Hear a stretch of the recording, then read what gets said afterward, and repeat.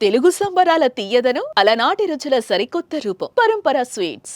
AP రాజకీయాల్లో సంచలనం సృష్టిస్తున్న liquor scam లో మరో కీలక పరిణామం చోటు చేసుకుంది. వైసీపీ మాజీ ఎంపీ విజయసాయిరెడ్డికి సిట్ అధికారులు నోటీసులు జారీ చేశారు. ఈ నెల 18వ తేదీన విజయవాడ సిపి కార్యాలయంలో విచారణకు రావాలని నోటీసుల్లో పేర్కొంది. గతంలో కాకినాడ పోర్టు వ్యవహారంలో సిఐడి ఎదుట హాజరైనప్పుడు విజయసాయిరెడ్డి లిక్కర్ స్కామ్ గురించి సంచలన వ్యాఖ్యలే చేశారు.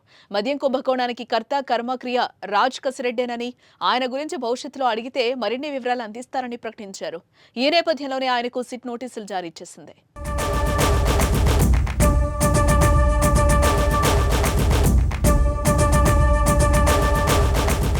గత వైసీపీ ప్రభుత్వ హయాంలో భారీ మద్యం కుంభకోణం జరిగినట్లుగా కూటమి పార్టీలు ఆరోపిస్తున్నాయి. వేలాది కోట్ల నగదు చేతులు మారినట్లు విమర్శలు వస్తున్నాయి. దీనిపై ప్రభుత్వం సిట్ ఏర్పాటు చేసి విచారణ చేయిస్తోంది. ఈ కేసులో ఇప్పటికే వైసీపీ హయాంలో ఐటీ సలహాదారుగా పనిచేసిన కసిరెడ్డి రాజశేఖర్ రెడ్డి అలియాస్ రాజ్ కసిరెడ్డి కీలక పాత్రధారిగా గుర్తించారు. ఇప్పటికే ఆయన విచారణకు హాజరు కావాలని పలుమార్లు నోటీసులు పంపినా రాలేదు. రాజ్ కసిరెడ్డి సిట్ దర్యాప్తునకు సహకరించడం లేదు. ఈ నేపథ్యంలోనే రాజ్ కసిరెడ్డి కోసం సిట్ అధికారులు ముమ్మరంగా గాలిస్తున్నారు.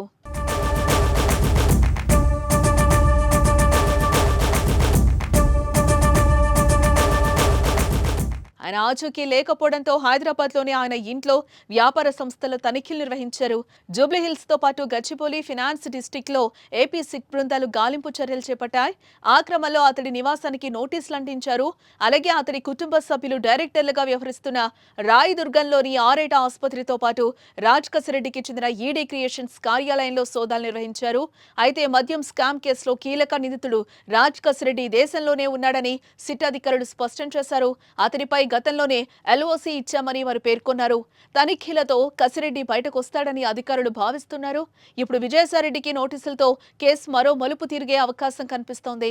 విజయసాయిరెడ్డి విచారణకు హాజరై చెప్పే విషయాలు ఇప్పుడు మద్యం కుంభకోణం విచారణలో కీలకంగా మారనున్నాయి.